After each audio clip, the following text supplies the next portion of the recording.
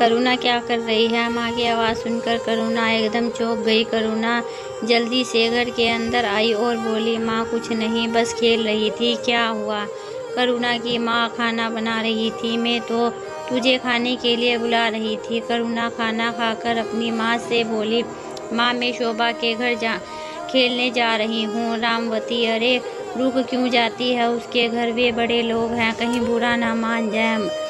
इस बात को सुनकर करुणा बहुत ज़ोर से हंसी। माँ तुम कैसी बात करती हो? मेरी सबसे अच्छी सहेली है। अभी जाने दो ना माँ, थोड़ी देर में आ जाऊंगी। यह सुनकर रामवती का मन पिघल गया। जा चली जा, लेकिन अपने बापू के आने से पहले आ जाना। रिश्तों की डोर। करुणा और शोभा दोनों पक्की सहेली थीं, लेकिन दोनों की किस्मत अलग अलग थी।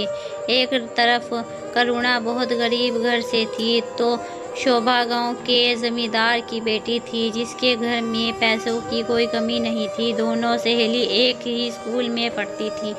एक दिन शोभा स्कूल आई और करुणा से बोली, करुणा मेरे माता पिता मुझे शहर भेज रहे हैं पढ़ने के लिए, तू मुझे भूल तो नहीं जाएगी? यह सुनकर करुणा बहुत उदास होने लगी। शोभा मत जाना, कोई बहाना बना दे। शोभा की आंखों में आंसू छलक रहे थे। काश मैं ये मेरे वश में होता, लेकिन वादा कर तू मुझे भूलेगी नहीं, और जब भी मैं छुट्टियों में गांव आऊंगी तो मुझसे मिलने ज़रूर आएगी। शोभा को उसके माता पिता शहर पढ़ने के लिए भेज देते हैं। वरुणा वहीं गांव के स्कूल में पढ़ती रहती है। धीरे धीरे दोनों बड़ी होने लगती हैं। वरुणा की पढ़ाई गांव से होने के कारण ज़्यादा नहीं पढ़ पाती।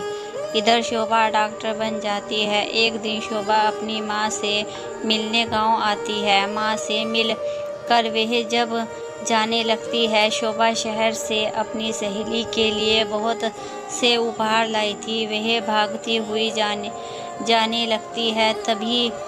तभी उसकी माँ टोकती है, बेटा तू, वो लोग बहुत बुरे हालात में हैं, उनके पिता का स्वर्गवास हो गया है। माँ भी बहुत बीमार रहती है, मुझे लगता है उसका रिश्ता पक्का हो गया है। शोभा करुणा से मिलने पहुंच जाती है। दरवाज़ा खटखटाने पर करुणा दरवाज़ा खोलती है। शोभा उसे देखकर गहरी सोच में पड़ जाती है। एक बार तो उसे ऐसा लगता है कि वह कोई और है, लेकिन जब ध्यान से देखती है तो करुणा ही थी। गालों में गहरे गड्ढे पड़ गए थे, रंग भी सांवला सा हो गया था। इधर करुणा भी एक बार शोभा को देखकर हैरान रह गई। शहर जाकर उसके तो रंग ढंग बदल गए, एकदम अप्सरा सी लग रही थी। करुणा एकटक उसे देखे जा रही थी। उसे देखकर शोभा ने कहा, अंदर आने के लिए कहेगी या खड़ा ही रखेगी? करुणा जैसे नींद से जागी, हाँ अंदर आ जा। तुझे देखा तो अपनी सुध बुध भूल गई, कैसी है तू? एक साथ सवालों की बौछार सी कर दी करुणा ने। शोभा ने अंदर आकर देखा, एक टूटी सी खाट पर उसकी माँ पड़ी थी, पास ही कुछ दवाइयाँ रखी थी। शोभा को देखकर रामवती ने उठने की कोशिश की। तभी शोभा ने टोका, अरे चाची, क्यों परेशान हो रही हो? लेटी रहो, मैं शोभा हूँ, करुणा से मिलने आई थी। आपकी तबीयत कैसी है? क्या हुआ आपको? तभी करुणा पानी लेकर आई। कुछ नहीं, बस कमज़ोरी है, थोड़ा खाएगी पिएगी ठीक हो जाएगी। तू सुना, कब आई? शोभा बोली, आज ही आई हूँ। शोभा बोली, आज ही आई हो और कल ही वापस जाना है? थोड़ा सा टाइम था, सोचा तुमसे मिल आऊं। मैंने सुना है तेरा रिश्ता पक्का हो गया है। यह सुनकर करुणा थोड़ा उदास हो गई। तभी रामवती ने बताया, बेटा पास ही के गांव में एक लड़का है, घर में उसकी माँ और छोटा भाई है। शरीफ लड़का है, शहर में नौकरी करता है, रोज़ बाइक से शहर आता जाता है। उम्र थोड़ी ज़्यादा है। रामवती ने आगे बताते हुए कहा, बेटी इसके पिता चल बसे, मेरा भी कोई भरोसा नहीं है। मैं चाहती हूँ कि इसके हाथ पीले हो जाएं तो सब चिंता मिट जाएगी, लेकिन इससे पूछा तो कहती है तुम अकेली रह जाओगी, मैं तुम्हें छोड़कर नहीं जाऊँगी। अब तू ही इसे समझा। शोभा वरुणा को बाहर ले जाती है। क्या बात है वरुणा, तुझे लड़का पसंद नहीं है? वरुणा उसके गले लगकर रोने लगती है। नहीं, मैंने लड़का नहीं देखा, वो तो ताऊजी रिश्ता पक्का कर आए।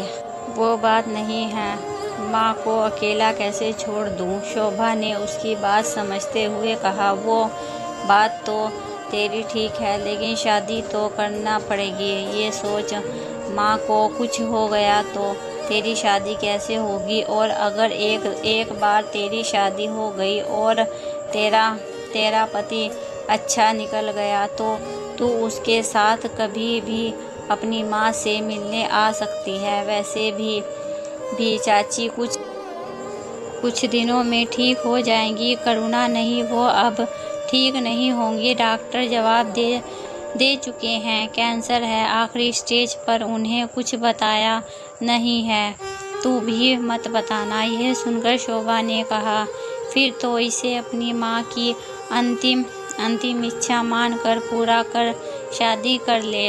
हो सकता है तेरी माँ जो इतना कष्ट पर रही है, तेरे हाथ पीले करने के चक्कर में ही उनके प्राण अटके हों। यह सुनकर करुणा रोने लगी। शोभा ने उसे गले से लगा लिया। उसके बाद बात बदलते हुए उसने कहा, देख मैं तेरे लिए शहर से क्या लाई हूँ। यह कहकर उसने एक सुंदर सी साड़ी करुणा को दे दी।